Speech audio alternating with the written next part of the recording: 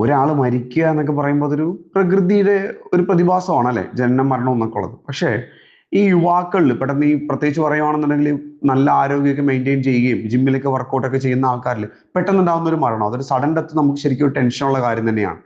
ഈ sudden cardiac death ആണ് ഇതിന് കാരണം എന്നാണ് പലപ്പോഴും പറയാറ്.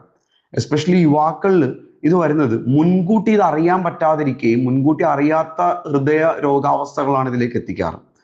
ഈ ഹൈപ്പർട്രോഫിക് കാർഡിയോമോപ്പതി, അതായത് ഹൃദയപേശികൾ അസ്വാഭാവികമായി കട്ടിയാവുന്ന ഒരവസ്ഥ, കൊറോണറി ആർട്ടറി ഡിസൈസസ്, അതായത് ഹൃദയത്തിലേക്കുള്ള രക്തധമനികളിൽ ഉണ്ടാവുന്ന തടസ്സങ്ങൾ, പിന്നെ ജെനറ്റിക്സ് ആണ്, ജനിതകപരമായ ഹൃദയ താളപ്പിഴകൾ, അതായത് ലോങ് ആയിട്ടുള്ള ക്യൂറ്റി ഇന്റർവൽ സിൻഡ്രം പോലുള്ള കാര്യങ്ങളൊക്കെ, ഹൃദയത്തിന്റെ ഇലക്ട്രിക്കൽ സിസ്റ്റത്തെ ബാധിക്കുന്ന രോഗങ്ങൾ, മയോകാർഡൈറ്റീസ്, പിന്നെ വൈറൽ ഇൻഫെക്ഷൻസ്, വൈറൽ അണുബാധകളൊക്കെ ഉണ്ടാവാം.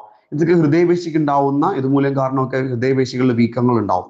ഇനി ഇതൊക്കെ നമുക്ക് എങ്ങനെ മുൻകൂട്ടി അറിയാൻ പറ്റും, അല്ലെങ്കിൽ ഇതൊക്കെ അങ്ങനെ ഉണ്ടായിരുന്നെങ്കിൽ വളരെ മോശമായ ഒരു അവസ്ഥയിലാണ്, ഹൈ റിസ്കിലാണ് നമ്മളെ ജീനുകൾ നിൽക്കുന്നതെങ്കിൽ ഇതിന് ട്രിഗർ ചെയ്യുന്ന എന്തായിരിക്കും എന്ന് ചോദിച്ചു കഴിഞ്ഞാൽ ക്രമരഹിതമായ ഭക്ഷണക്രമവും വ്യായാമക്കുറവും അമിതവണ്ണവും അമിതമായ മാനസിക പിരിമുറുക്കവും വേണ്ടത്ര ഉറക്കമില്ലായ്മയും ഹൃദയത്തിന്റെ രോഗത്തെ ആരോഗ്യമായി ബാധിക്കുന്ന പുകവലി, മദ്യപാനം, ലഹരി വസ്തുക്കളുടെ ഉപയോഗം, ചിലപ്പോൾ സ്റ്റിറോയിഡ്സ് ആവാം.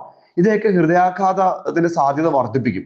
ശരിക്കും ഇതിൽ പല അവസ്ഥകളും പല ലക്ഷണങ്ങളും പെട്ടെന്ന് കാണിക്കാറില്ല. നമുക്ക് പെട്ടെന്നാണ് ഇതിൽ നമുക്ക് അമിതമായ നെഞ്ചുവേദന, അല്ലെങ്കിൽ അസ്വസ്ഥത, വ്യായാമം ചെയ്യുന്നുണ്ടാകുന്ന കഠിനമായ കിതപ്പ്, പെട്ടെന്നുണ്ടാകുന്ന തലകറക്കം, ബോധക്ഷയമൊക്കെ എത്തി ഹൃദയത്തിലെ അസാധാരണമായ വ്യത്യാസങ്ങളൊക്കെ വന്നിട്ട് ഇവർ പെട്ടെന്ന് കുഴഞ്ഞു വീണ് മരിക്കുകയൊക്കെ ചെയ്യുന്നത്.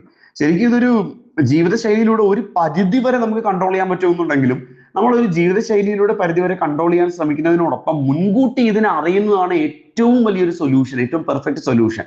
മുൻകൂട്ടി അറിയുന്നതാണ് പ്രീഡിസ്പോസ്റ്റൻ പ്രോഗ്രാം. Decode.me പോലുള്ള പ്രീഡിസ്പോസ്റ്റൻ പ്രോഗ്രാം ആണ്. ഇതിൽ ഏകദേശം 8ഓളം കണ്ടീഷൻസ് ആണ് നമ്മൾ സഡൻ കാർഡിയാക് ഡെത്തിലേക്ക് പോകുന്ന എന്തൊക്കെ ഹൈ റിസ്ക് ഫാക്ടേഴ്സ് നമുക്കുണ്ടെന്ന് ഇതിലൂടെ നമുക്ക് അറിയാൻ പറ്റും.